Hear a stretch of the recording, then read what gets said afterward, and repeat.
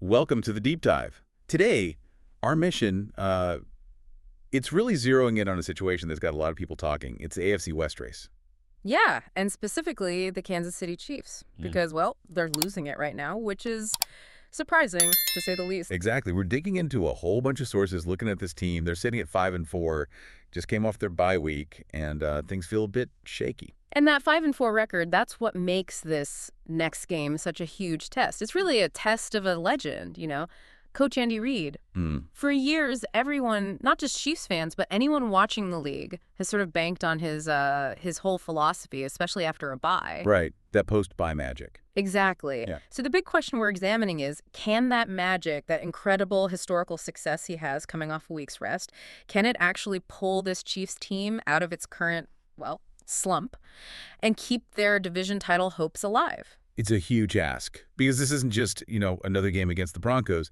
Our sources are framing it almost like a referendum on the Reid phenomenon. Yeah, it's where that history, that guarantee almost, crashes right into the reality of today, where they are right now. And if they ever needed that post-bye advantage, that little bit extra he seems to find, it's got to be now, this week. Okay, so let's start with that history then, because you have to understand why the expectation is so high. It's the foundation for everything. When you look at NFL head coaches, historically, Andy Reid isn't just, good after the bye. He's basically an anomaly. It's statistically wild. Okay, so give us the main number, the one that everyone points to, because it really is something else. It's the highest post-bye win percentage ever for any coach who's done it at least 10 times.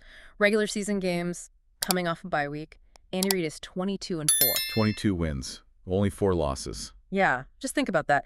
That works out to a winning percentage of .846. 0.846. Wow. I mean, if you hit .846 in clutch baseball moments, you'd be Babe Ruth times 10, Yeah. And coaching, it just screams at whatever they're doing during that week off. The preparation, the self-scouting. Exactly. It's fundamentally better, or at least more effective than almost anyone else. So why is it so high? It can't just be luck over that many games, right? What are the sources suggesting he actually does differently? Well, the deep dive analysis points to how he treats that week. It's not just, okay, guys, take 4 days off, rest up. For Reid and his staff, it's more like a mini training camp, but hyper-focused just on self-scout data. They perform this deep forensic analysis of every single play from the season so far. So wait, they're not even looking at the next opponent initially? Not really, no, not at first. It's all about them. What tendencies have crept in, what personnel groups aren't working, are opponents picking up on their red zone calls? It's like hitting a reset button analytically. An analytical purge, you called it. Yeah, and doing that lets them install new concepts, not just tweak plays, but introduce entirely new ways of thinking or attacking that you just don't have time for during the normal week-to-week grind. They actually innovate mid-season. That makes a lot of sense. Yeah. It's like a strategic pause button nobody else uses quite as effectively. And the numbers back it up compared to others too, right? Oh, yeah. John Harbaugh's the closest. He's at .833, which is amazing in itself. Then Mike Tomlin at .789, both great coaches, obviously. But Reid is he's on another level in this specific scenario. Okay, but there's maybe a little nuance here. It's not all perfect. Right, that's fair. And important for the current situation. While the overall 22-4 is staggering, you see a slight difference between his time in Philly and KC. Okay. With the Eagles, it was almost unbelievable. 13-1. Just one loss after a bye. 13-1. Good grief. With the Chiefs, he's currently 9-3 heading into this game. Now, 9-3 is still fantastic, right? Any coach would take that. Absolutely. But it's not 13-1. That slight dip, those 3 losses with Kansas City, that's what has Chiefs fans maybe a little bit nervous, especially when the team is already sitting at 5-4 before the bye. Yeah, that slight imperfection, those 3 losses, that's what brings us right back to now. Because the history is great, it's impressive, but like you said, history isn't playing the game on Sunday. The scoreboard reads 5-4.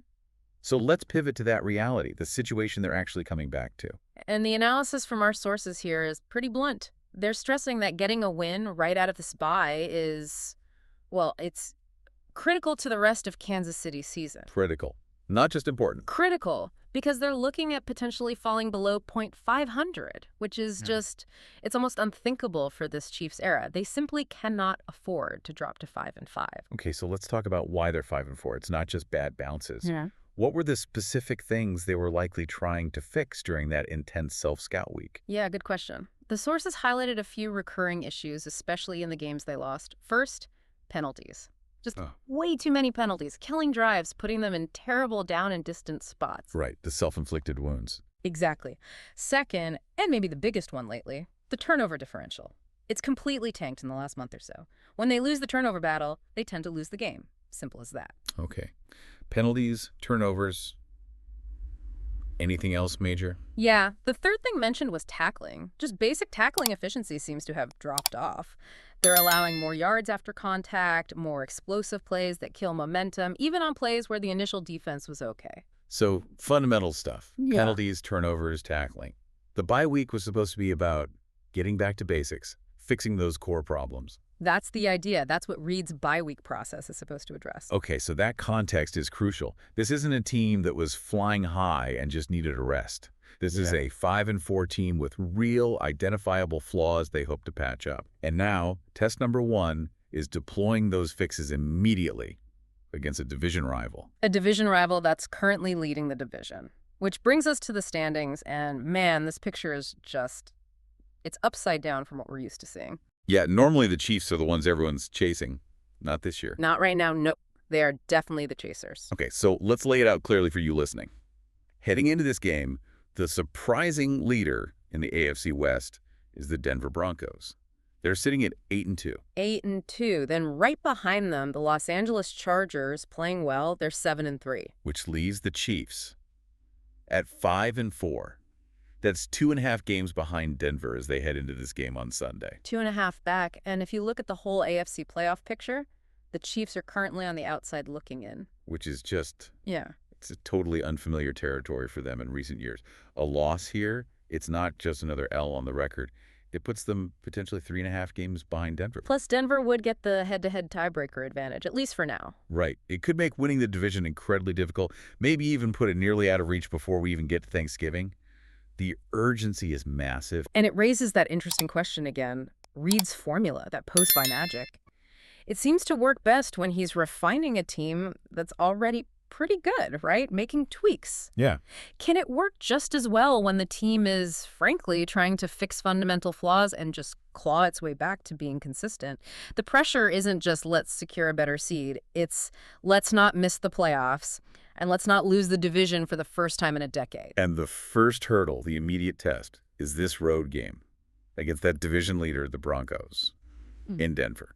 Which, that trip to Mile High has its own set of problems lately. Yeah, this is where it gets really fascinating looking at the rivalry dynamics because they've kind of flipped recently, haven't they? Completely.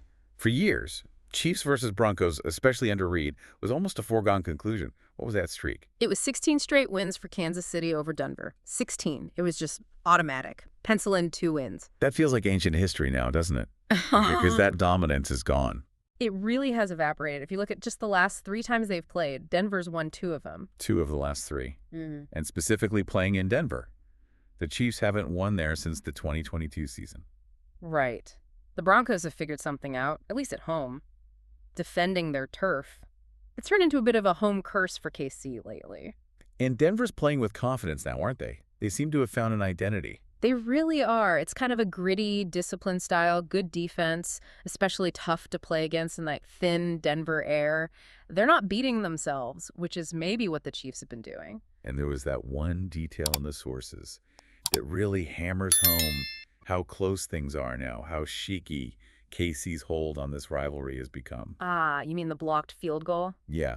If Leo Chenal doesn't block that kick last year in the game at Arrowhead, Denver could easily be coming into this Sunday having won 3 straight against the Chiefs. It's true. That one play is literally the difference between Denver winning 2 of the last 3 or 3 of the last 3.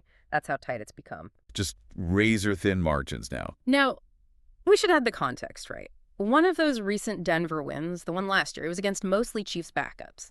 Kansas City had already locked up their playoff spot, rested Mahomes and a bunch of starters. Okay, fair point. But still. Does that really soothe the nerves for Chiefs fans this week? Probably not. Denver's got the confidence now. They're at home. They know they can beat this team. And they have a chance to basically bury KC's division hopes. This feels like a fight for the soul of the AFC West this year. Okay, so wrapping this all up, what does this mean for you, the listener?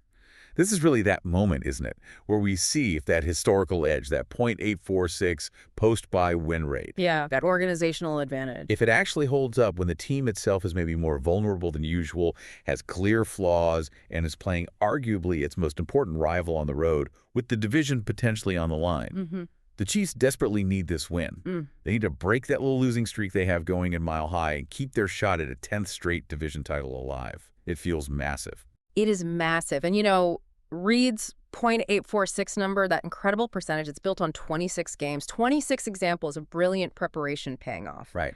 But in this situation, under this much pressure, with this specific opponent playing well, the only number that matters is one. This one game. Yeah. So we know the history, the legend of the bye week prep, but the final thought for you to chew on is this. Can that methodical, analytical advantage overcome the immediate, messy reality of this division race, especially when the rival Denver has found its footing and is playing at home with real belief? Does the better plan always beat the current momentum? It really is the ultimate pressure test for Andy Reid's legendary bye week reputation. Keep an eye on the results this week. See if history holds firm or if the current AFC West reality writes a new chapter. That's our deep dive for today.